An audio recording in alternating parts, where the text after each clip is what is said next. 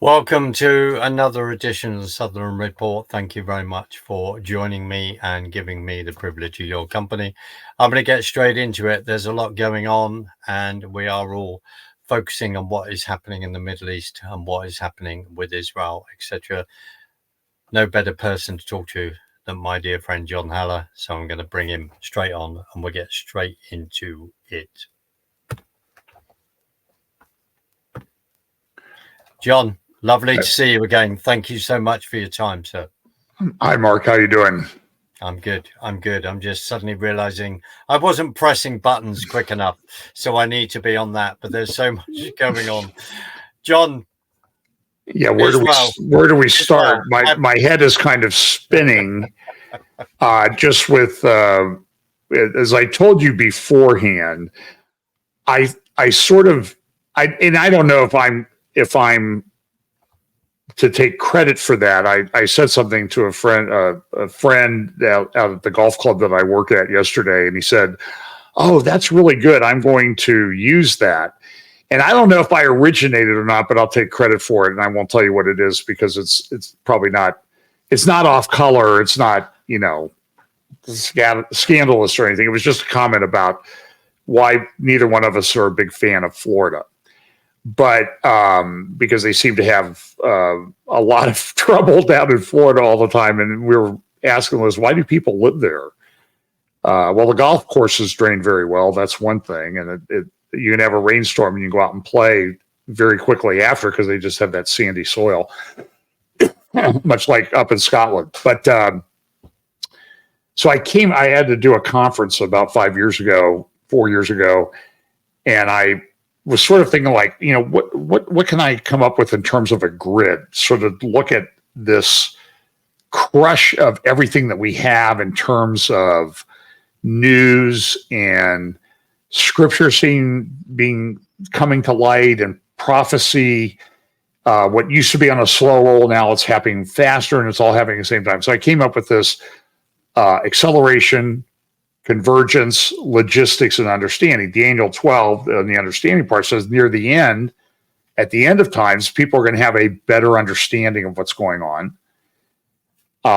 And then there's the logistics. All of these things, we talked with Patrick Wood the other day. Patrick made a brilliant comment about the mark of the beast technology last year in an interview with Tom Hughes. And I quoted a lot because I thought it was absolutely brilliant, which you would expect coming from Patrick Wood. Absolutely. But it was, when the abomination of desolation takes place in this coming final period of history before the Lord returns, the Antichrist and false prophet, the abomination of desolation is not going to happen. And then they're going to have a meeting and say, we need to raise some money to roll out the mark of the beast technology and everything. They're just going to flip the switch. They're not going to say we need to crowdsource and fund the development of this system. It's already going to be there in place. So that's part of logistics. And then convergence, everything happening all at once, and then acceleration, everything happening more quickly. And it seems like I talk to people. I just finished a podcast. It's like if you're talking about something 2 weeks ago, it almost seems like ancient history. And sometimes we sit here today and we like, well, let's just talk about the last 5 years. No, we don't need to talk about the last 5 years. We just need to talk about the last 2 weeks or the last 24 hours of things that have happened and then things that are coming up. So let's look at Israel. I think you asked me a question about that. I think it's the pivot point of Bible prophecy, certainly biblical history. And I think a lot of scriptures that we've seen, we've kind of read them, and that's nice. It's a good story. Maybe there's some application to us. But I think we're at the point where we're going to start to see these scriptures actually start to come alive in our presence, and right before our eyes. So over the last 24 hours, Israel was attacked by Iran yesterday, about 24 hours ago, in the largest ballistic missile attack in human history. I mean, beyond anything in World War I or World War II or any of the other subsequent wars, There were about 180 ballistic missiles launched into Israel. Israel took out most of them. I think that we don't have the full story as to what exactly was damaged. There's a tremendous amount of propaganda floating around the anti-Israel, Jew-hating channels like Candace Owens and those sorts of people about how bad, Israel was destroyed, their air base was destroyed, their gas platform was destroyed in the Mediterranean. And I've not been able to get that confirmed. There was only one person killed in Israel. It was an Arab man down by Jericho. The Arrow, I'm pretty sure they used the Arrow 3 or Arrow 2 system to take out these ballistic missiles. Iron Dome really doesn't work with regard to these. And the missile was, shot down in the sky, and the falling remnant of the missile, I mean, they don't make the missile disappear, they break it apart.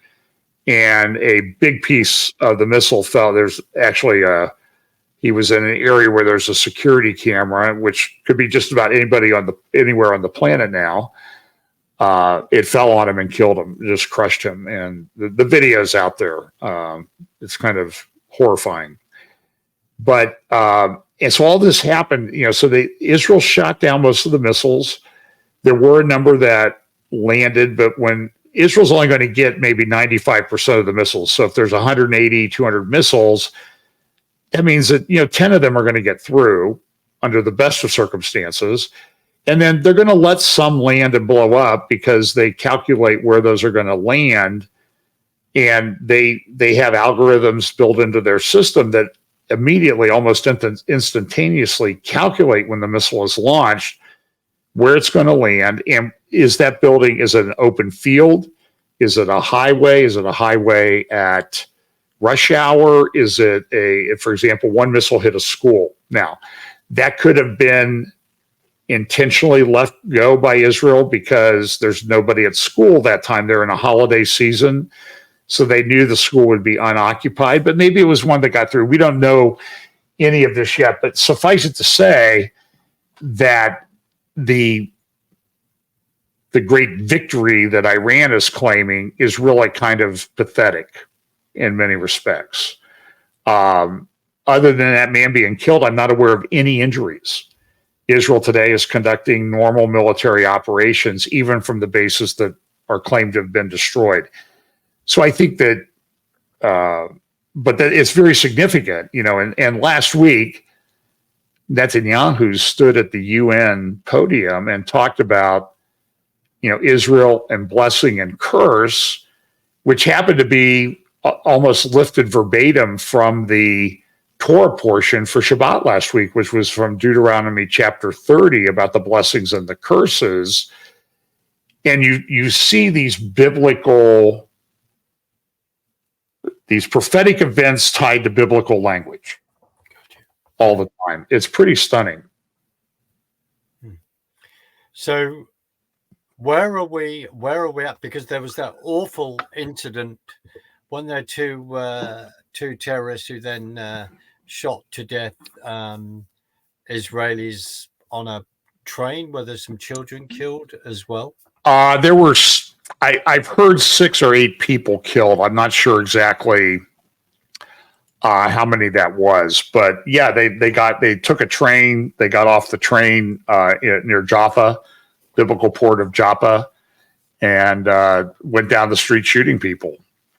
They were taken out, by the way. One of the guys who took them out, in Israeli terms, neutralized them, was a guy who had actually been involved with the organization of the Nova Festival that was attacked by Hamas in Gaza a year ago, just almost exactly a year ago. He was a reservist in the IDF, so he had a weapon on him, and he was kind of interesting video. If you watch it, he's in flip-flops and he's out there tracking these guys down and killing them. So that happened. And then this morning there were 7 or 8 IDF soldiers killed in an ambush up in southern Lebanon. So the war goes on. Israel had that massive series of strikes against Hezbollah in Lebanon. And yesterday in the attack by Iran, I think Iran had planned to do all of this stuff simultaneously to overwhelm the system. So they were going to do the Gaza border, they're going to do the Lebanon border, they're going to do Lebanon Hezbollah rockets, they're going to do ballistic missiles from Iran. And yesterday, it was pretty much ballistic missiles from Iran. Later, there were a few rockets, missiles shot by Hezbollah, but nothing on a coordinated basis like they thought.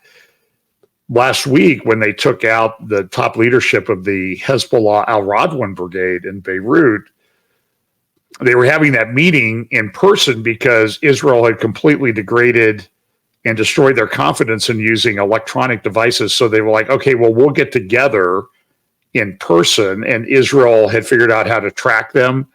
When people went to the hospital to get treatment from the pager attack, then they were able to identify, oh, this person is part of Hezbollah because he had a pager. And then they were able to track them to their networks and families and stuff when they went home. And that's how they tracked some of the leadership of the al-Radwan brigade. But the al-Radwan brigade was meeting to finalize plans for an incursion across the northern border into the northern region of Israel and the Galilee region, and an attack very similar to what Hamas did in Gaza just a year ago. So they were putting the finishing touches on that when Israel took out the top command and control structure of that section of Hezbollah, and then they later took out Nasrallah, the head of Hezbollah himself. So now the question is, what's Israel going to do to respond? I think you will see a rather large response from Israel against Iran here in the. I don't know when it will happen. I don't have that kind of access, and nobody would tell me anyway, even if they knew. But there were meetings, special council meetings of the Mossad, Shin Bet, military, IDF, and upper political people in a situation room in wherever they meet, Tel Aviv or wherever, occurred just within the last few hours. So there may be a big response. It also comes at the time of the Jewish high holy days, starting with Rosh Hashanah, which starts, I think, at sundown tonight in Israel. And then that leads up to the period of ending with Yom Kippur in 10 days. And biblically, this period of time is known as the days of awe. So the question will be, are we going to have a biblical, prophetic days of awe in the next 10 days? That could very well be the case. When you say, excuse my ignorance, when you say a biblical, prophetic days of awe, could you expand on that? Well, Israel in the different Bible prophecy passages, I would include passages like Isaiah 17, Ezekiel 35 through 39, Jeremiah, other passages in Ezekiel. It identifies Israel's enemies, and it gets a little bit tricky. Are they are they the people group that was described in, say, Ezekiel 38, from the far reaches of the north, Gog, Magog, Meshach, Tubal, Rosh. Some people try to say, well, the Tubal people migrated here, so that's who we should watch at. I just think Ezekiel, he was thinking at it in terms of it's this area of the globe that's going to attack Israel in the latter days. And then we have a question about timing and everything. But we certainly see all of these nations rising up. And if you look at the people groups identified in Psalm 83, you're going to see a lot of them in play right now. Tyre, Sidon, Gebal, Gaza, Edom, which is Jordan, or maybe the Palestinian people. They claim they're Edomites.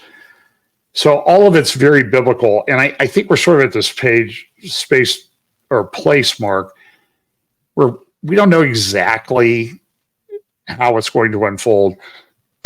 Look, people write books about how it's going to unfold, and then they become, I think, a little bit too dogmatic. It has to happen the way that I wrote. And they may turn out to be right. I just don't think we're at that stage where we can say this is that which was prophesied. But I think we can say it's certainly starting to look a lot like this is that which was prophesied by the prophets. And these scriptures are really going to come alive. And if we are at the time when I think we are, it's only going to accelerate. It's only going to converge. And I think as that happens, we'll have understanding. So that's kind of where I am. So you see clearly one nation that's unmistakably against Israel in the end times is Persia. Another one would be Turkey. All of those are coming together against Israel. There's also mention in Ezekiel or Psalm 83 about Assyria, region of Syria, which is modern day Iraq. So when you look at the fronts that Israel's facing right now, Israel's facing a war on 7, 8, or 9 fronts. So you have Gaza, you have Lebanon, you have Syria, a lot of Hezbollah brigades in Syria. You have the area that the world calls the West Bank, which is really Judea and Samaria, biblical Judea and Samaria, actually the biblical heartland. Then you have Iraq, Iran, Yemen, and then I think you have the 8th or 9th front would be the media and would be one, and then religious war against Israel. So it seems to all be coming together. I don't know how quickly or anything like that. It may take beyond my, I'm getting older, so my lifetime is increasingly obviously limited. So I don't know. It's funny. Mike Spalding. Mike and I, we did a conference this past weekend in Dayton. And Mike said to me, and every time I go to a conference, one of the other speakers or all of the other speakers will say something like this to me, and I'll say it to them. I can't believe I'm seeing all of these things happening all at the same time. And that's just on the Israel geopolitical front, let alone some of the other stuff we'll talk about, the globalist agendas and mark of the beast technology and all this stuff. It's all, as I said, converging at a very rapid rate. And I can imagine Mike saying that, as I can imagine many of us saying that, and I appreciate his honesty, because I think there's that point where we're around people, we're going to conferences, we've got friends, and we're looking at biblical prophecy, we're looking at what we think is happening, we're interpreting scripture, interpreting in events, and then why are we surprised that we're in the middle of it and things are unfolding?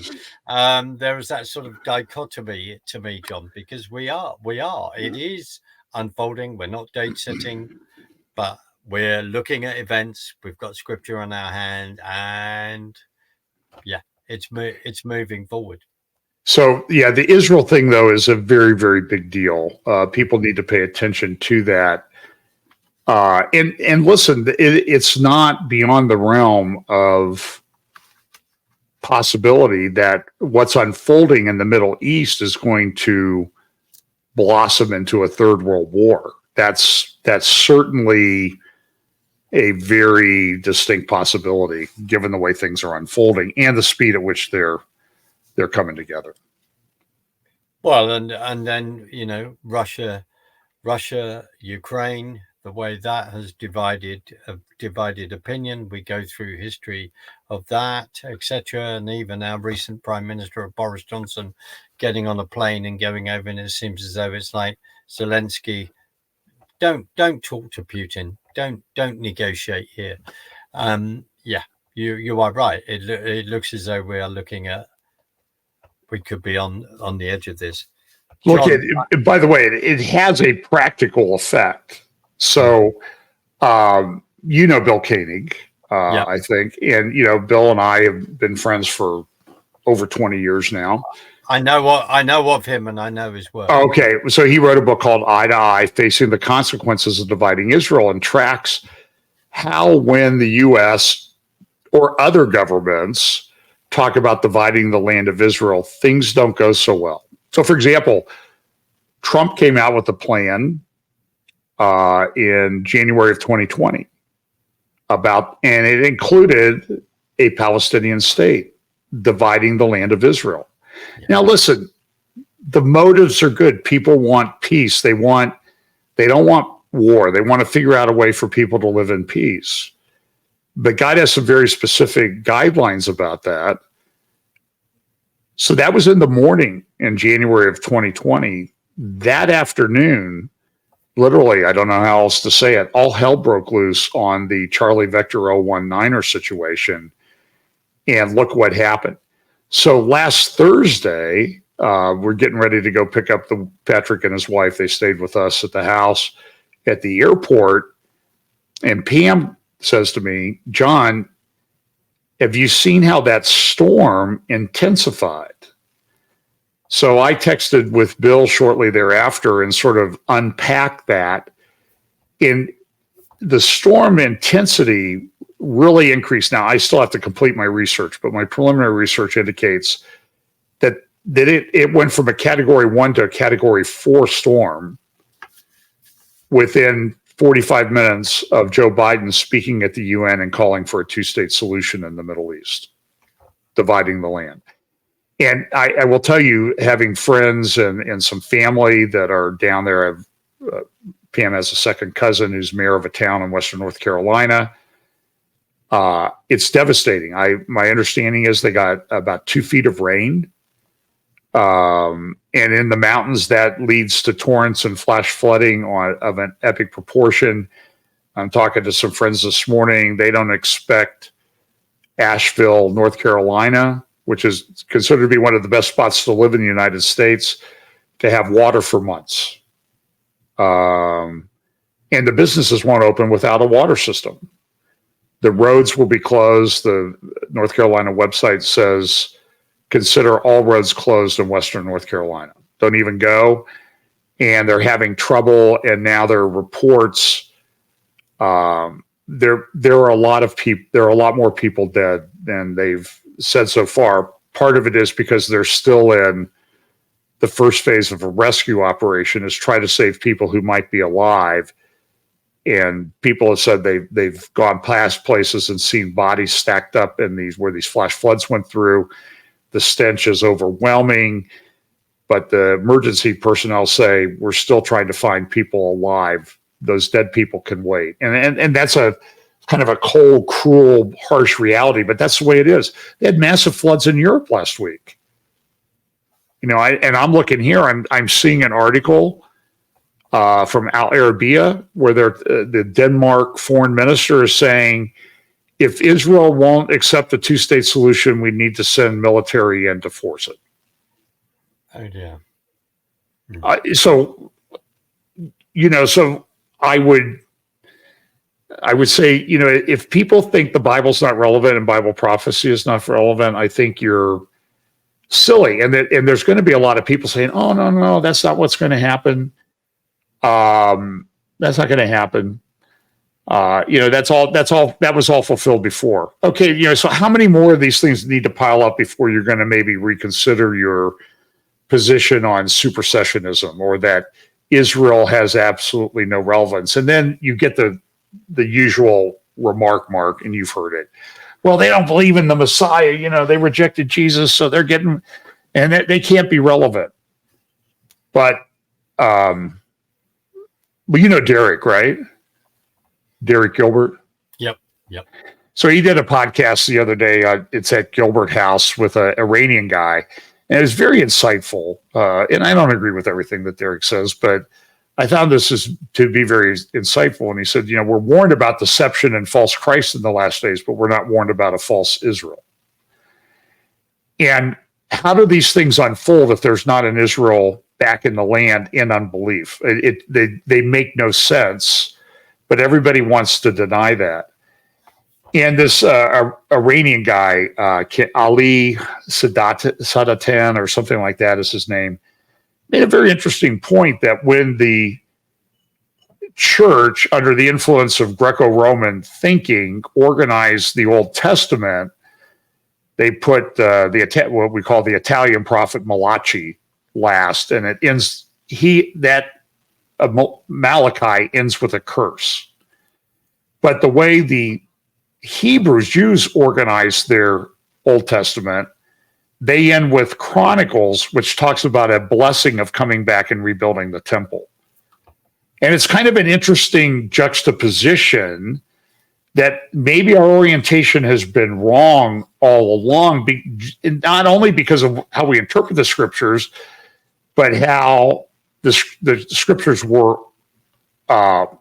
organized into our Bibles. I can't say that it's not a very... So I'm still processing that insight, and I'm thinking like, well, that's something I didn't think of before, and I actually think it's correct that it's just the way it is. It comes down to me where there are certain things, of course, we're holding on to scripture firmly, but there is that element of having an open hand to say, Lord, what are you saying here? And what things are moving? A bit like when we were discussing the other day, when using hands, a lot of people want things linear, but actually, and you talked about this, it's very nuanced. There's stuff piled and piled and piled, a bit like if we imagine a load of cogs, a load of gears, and suddenly a small cog moves and this big gear is turned, 180 degrees. It's very layered. Maybe to some people, sorry, I don't mean to be rude to people, but, and I'm not this huge Bible scholar, I'm saying people want it to be so simple, but maybe it's not as simple as people think. Have I explained that very badly? No, I think you're exactly right. It is. I think it's very, very complex. It's simple, but it's very complex. And I think your analogy of the gear, two wheels with gear, whatever you call ridges on them, but understand that, these two are connected, and this one and this one and this and this one. So when this one turns, all of these turn a little bit too out here. And so sometimes I think, I don't want to be sacrilegious, but sometimes I think that we think we have it all figured out. And sometimes I think that in baseball terms, American baseball terms, that God is up there throwing cosmic knuckleballs at us that kind of dip and move around based on the atmosphere. And like, so you don't think that's going to work out? Watch this. Yeah. And so I think we need to be humble enough in our conclusions. I don't mind righteous speculation. What I mind is planting the flag and saying this is the way it's going to be, regardless of how all the other things are. So I'm open to a lot of ideas on how this unfolds. And I sort of I call them my baskets. I have so there's a whole bunch of different views about the final Babylon, mystery Babylon of Revelation 17 and 18 and how that unfolds. I think Patrick Wood, who we talked to the other day, is talking about the technocracy type thing that we see permeating everything in the world, the technocrats. And now the term that he used, I don't remember if it came up in our program the other day, but I know Sunday he talked about it at Fellowship Bible Chapel, either in his talk or we did a sort of a little joint thing for 45 minutes at the beginning of my update. He talked about techno-populist. So he would term J.D. Vance, the current senator from the state of Ohio and vice presidential candidate, who I thought did very well in his debate last night against this rather loathsome, moronic individual named Tim Walz from Minnesota, the man who thought it was a good idea to put tampons in boys' bathrooms. Absolutely. And have we got to the bottom of how many trips he has made to China? And then he says he was there at Tiananmen Square, and now he denies that he was there in China on the day. It becomes very confusing, doesn't it, John? He certainly is. It's sometimes I watch things like him. I watch like Candace Owens, who I used to like. And they're like in a mental melt. It's like you're watching somebody having a mental breakdown in slow motion. And you're seeing, I mean, we just went through years of a presidency where the person was like that. And the vice president, somebody put up a editorial cartoon this morning, was Obama saying years ago, I want a vice president who is stupider than I am. And then Biden comes in and says, I want a vice president who's stupider than I am. And then Kamala Harris comes in and says, I want a vice president who's stupider than I am. And so there's sort of this downward, accelerating downward progression there on one side of the politics. But J.D. Vance, back to Patrick Wood, is, I think, accurately described as a techno-populist. He's very populist in his orientation, but he's very tied into this technocracy that's developed, including he's very tight with Peter Thiel, who's one of the leading data harvesters on planet Earth. And so we're sitting here trying to decide who do we vote for. And I think it's easier to determine now who we don't vote for. And so if you're going to vote, you just have to know that it's not going to work out exactly the way there are downsides to everybody. The thing I want to say, just suddenly jumping back to the damage that's been done in North Carolina, etc., is to remember all that in our prayers, because we've seen the pictures and it is of biblical proportions and it is horrific. It's apocalyptic. We have friends, they live in that area up in the east of Asheville. There's a series of towns, Bat Cave, Chimney Rock, and Lake Lore. A friend lives in Bat Cave. He had a house around somewhere up there in the mountains. His son and daughter-in-law and their two young children were living there. They didn't hear from them for days. They had to hike 3 miles out, and they posted on their Facebook page yesterday. They finally got back to where they had some kind of internet service. Wow. And I mean, there were places where, like the forge across where the washout occurred, they had ladders that people had set up to allow people to do that. And they're like, the house is gone, their cars are gone, and they don't know where they're going to go. And I see people offering, well, you can come and live with us in Indiana. And they literally walked out with as much as they're going to have for years. Yeah. Yeah. And Lake Lure, the town of Chimney Rock, was completely washed away. I have friends in Asheville. They're talking about, months and months and months with no water. No businesses are going to open without water. The town, it was an idyllic little mountain town. It's just devastated. I mean, it's something like I've never really think I've seen. And this storm intensified while our president was calling for Israel to be divided. I don't think there's not a direct connection there.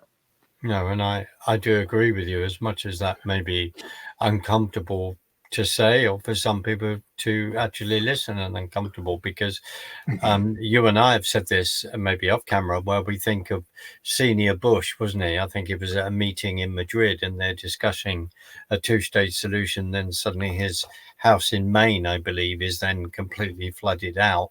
There are other examples as well. There are several hundred of them. But the George W. Bush one in Maine, and what led to a movie called The Perfect Storm, is probably the most obvious one of many. No, I hear. John, I want to ask you a question before we pivot back. And it's interesting what you were saying about Vance, because people have to remember the connections, and the connections, all these different relationships. And as we have a prime minister at the moment called Keir Starmer, who I describe as a technocrat. And then I look at the laws and stuff that they're coming out of Europe. Well, the cover of the Evening Standard that you pointed out to me the other day, the AI generated thing about is England, London is going to be an AI superpower. Well, that's clearly a technocrat. Yeah, let's see how we get on with that one, because just quickly in regard to our election, it's also very interesting, and this applies to you, where our press over here did not hold him to account. There was a big scandal going on. It's going to evolve, and maybe on another day you and I can talk about that. But people watch what is happening in the press over here, where there is all these gifts that he's been taking in regard to buying clothing and using someone else's apartment. It ties up to what Patrick says, where people are trying, what is the truth? It's this deliberate confusion, and it has been hidden.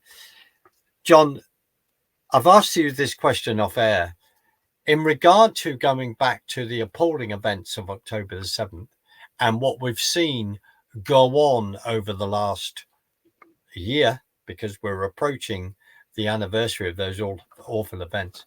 Have you seen anyone change their mind in regard to Israel? I suppose the easiest thing to say in regard to the Christian world, but of course it's applying way outside that, who then would have said, well, I'm into replacement theology, but now I'm not into replacement theology. I understand the God of the Bible, the God of Israel. Has anyone moved what we would say in regard to our opinion, our worldview? So within the church, defining it as the evangelical church, I'm not aware of anyone who's moved towards what I would call a pro-Israel or Christian Zionist position. The movement seems to have all been the opposite direction, away from Israel, supporting Israel. And in fact, it's not just they're not supporting Israel, they are attacking Israel with a vengeance that I don't even think they attack the devil with. I mean, now I have seen some in Arab and Muslim cultures who have moved towards supporting Israel. But in the Christian community, and there may be some that are doing it that I don't know about, I think that I've not seen it go that way. The one exception I can think of, there are some guys that I would put in sort of the evangelical megachurch movement that would sort of been tied into the Rick Warren model, the what was that guy's name that he worked with, the Peter Drucker marketing model, that seemed to have moved towards talking about Bible prophecy. I'm thinking of Ed Young Jr. at Grapevine Church down in Dallas area. I think a fellowship, I think it's called Fellowship Community Church or something like that. Big mega church, like 15, 20,000 people.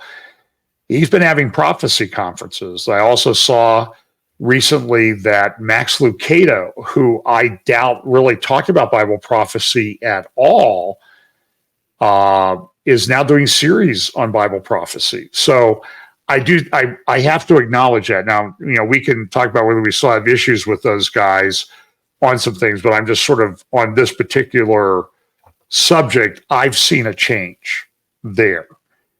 But I've not seen a big change throughout the evangelical church. In fact, it's been mostly the opposite direction. Within the church and outside the church in regard to people commentating on events.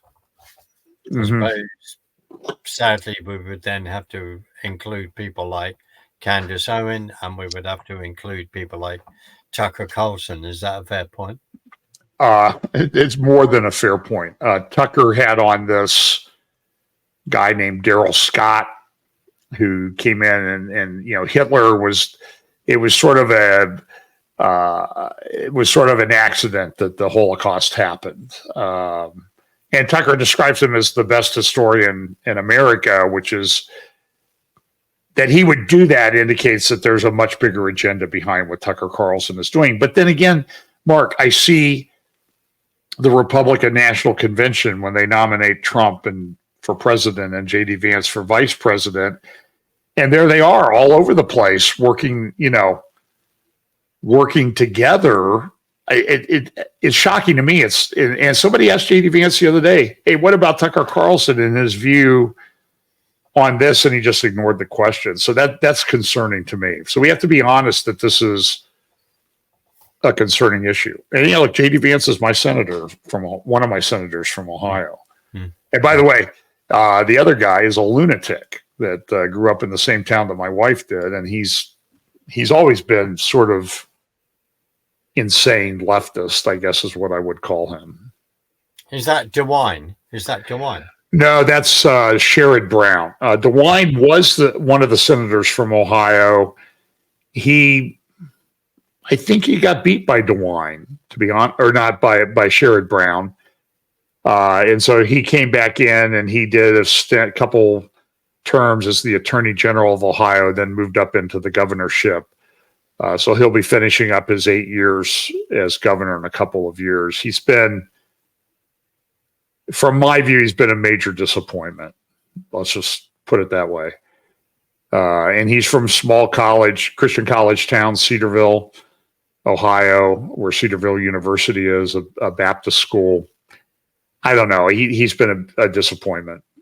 So, it's one of these things you got to hold your nose and vote. But, the culture's changing. In the United States, we had the Supreme Court ruling overturning Roe versus Wade after 50 years.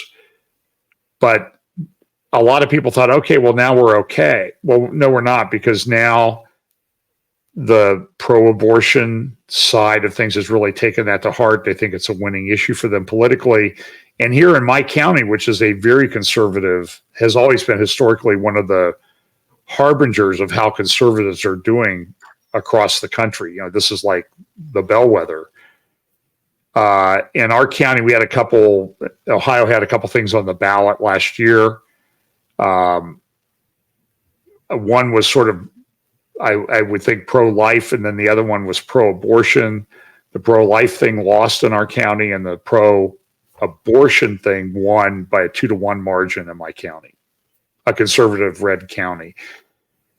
But, that's because we're facing 50 years of indoctrination that Roe versus Wade is a good thing. And so, those things,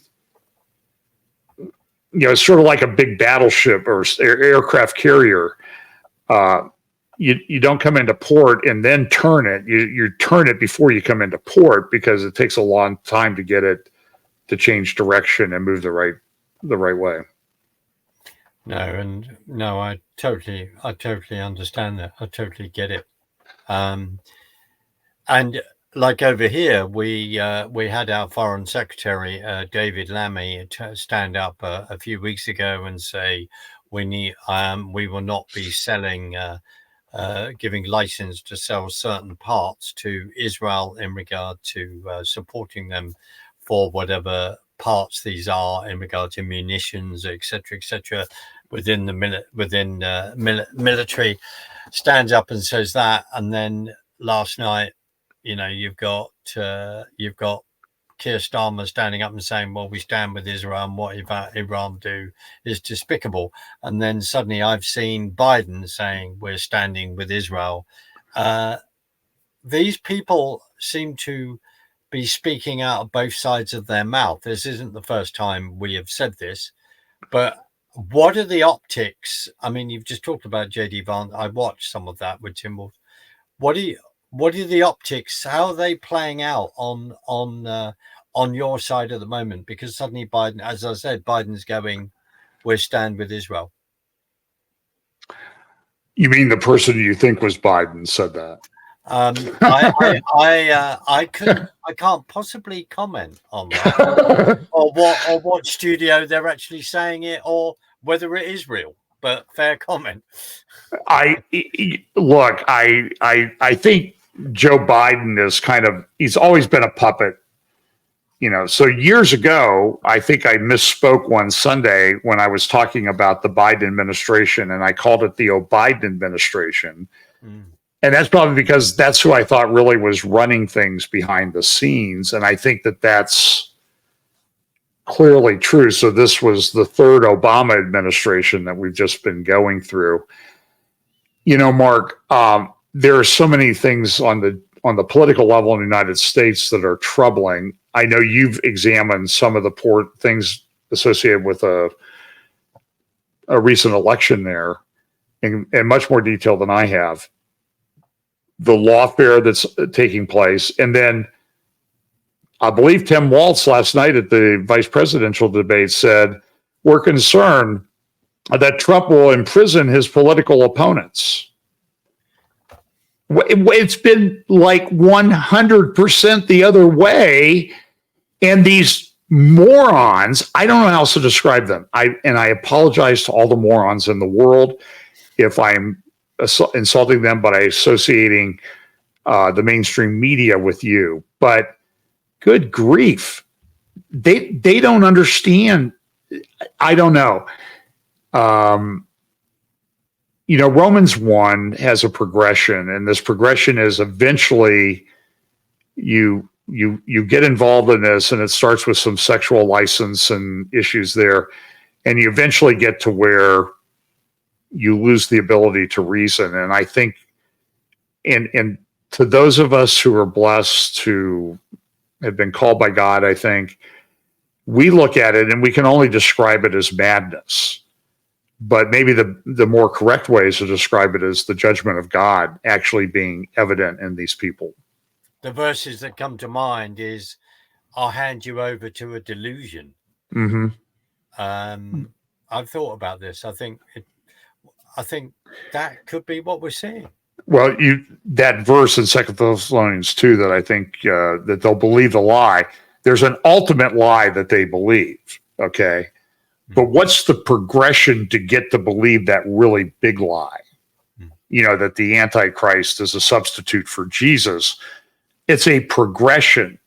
And then there's an acceleration convergence thing about that aspect. And so how do you build the foundation for people to accept this demonic person as a substitute for Christ? How do you get to that point? And I just think we look around and we see it happening on many scales. And by the way, we also see it on the right too, with people who ascribe things to Donald Trump or other people that are way beyond, I hope they're way beyond what he thinks he's entitled to. But they turn him into a messianic figure as well. And that's as troubling to me as it is the crazy people on the left of the ledger.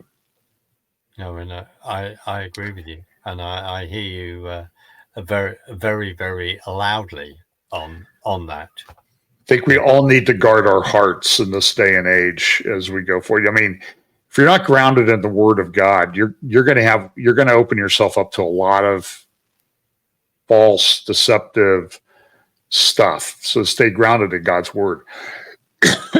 And it's really interesting because some of the people that you mentioned, Max Lucado, the other name, where these people are now teaching biblical, they're looking at Bible prophecy. I mean, you and I would clearly accept, I think, is a subject that I've never heard, not that I'm a fan, but I think Rick Warren would never go near.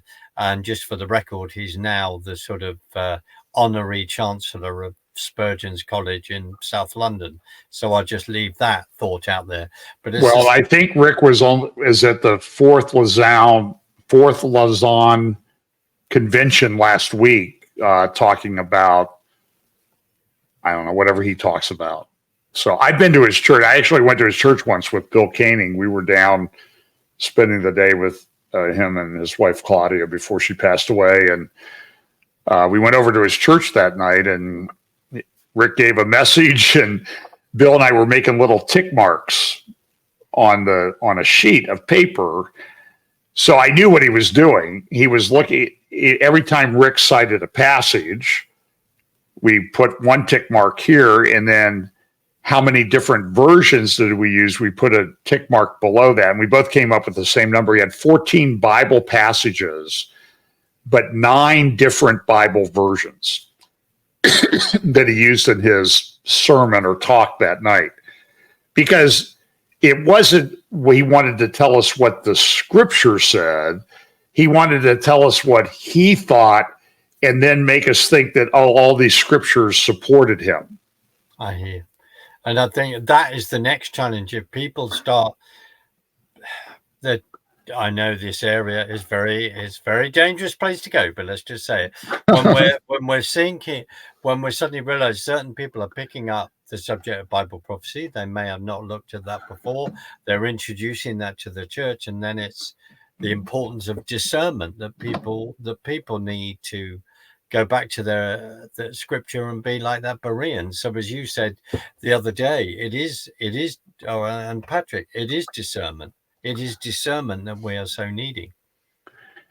Yeah, I mean, it was interesting. I don't know if this came up with in our talk with Patrick, but I know you had gone to Burning Man with Carl and some of our other friends, and to evangelize people, which I'm fully on board with. Why not go into the belly of the beast, so to speak?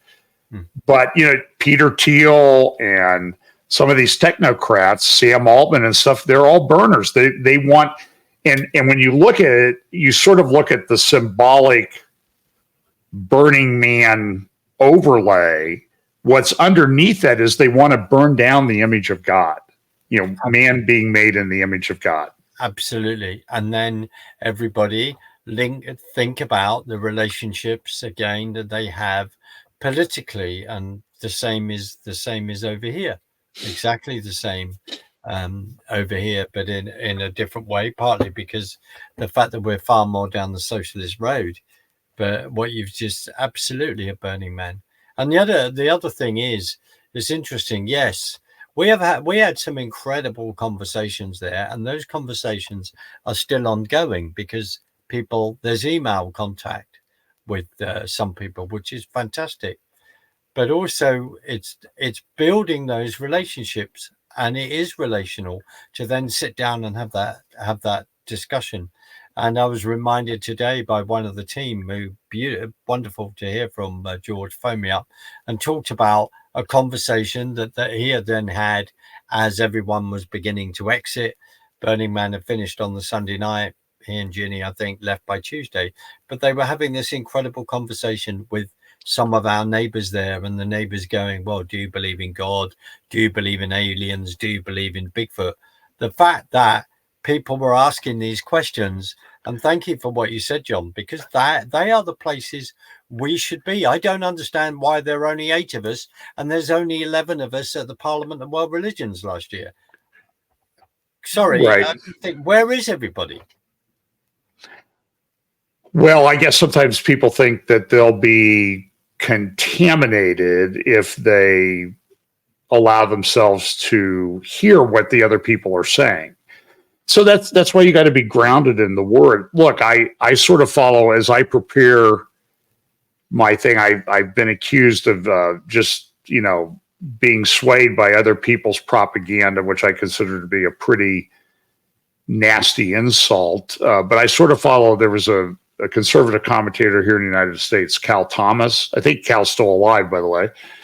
And he said that he got up every morning and he read the Bible because he wanted to be on board with God's plan.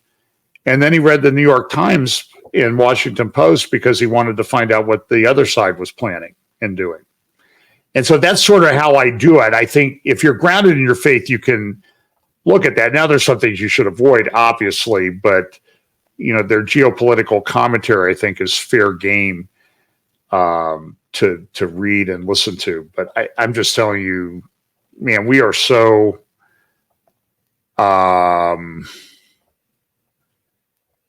it's crazy. It's just crazy what we're seeing. It's coming at us thick and fast. And the other thing I will quickly say is that I'm not saying that everyone should be going to Burning Man. I'm not called to do that. I'm not saying everyone should go to the Parliament of World Religions. But as you've just said, John, about Cal saying this, I'm then going to listen to the New York Times and New York Post to find out what the enemy's doing. I think absolutely brilliant. We've got scripture. We've got to be aware, and we can't just be in a bubble. But I hear you, John. I'm in the last minute, and you know what? We haven't even got to a subject that I wanted to talk about with you, and I think we're going to have to do this again very soon and talk about, because I want to go in the direction of the British royal family. Look at King Charles now, Prince Charles in the past, what he was up to, and you brought up the subject of Terra Carta, which is then based on the Magna Carta, and then Astra Carta, e.g. Charles is gone, we're now going to leave the earth, and now I need to go in space and muck that up. So I think, John, I just want to thank you for your time, and I need to book you where we can sit down and go into Terra Carta and go into Astra Carta. Sure. Because this is really, really important. John, thank you so much. Thank you, Mark. And I'll play us out, and then I'll say goodbye on the other side. But thank you so much for your time today, sir. Always. Thanks, Mark.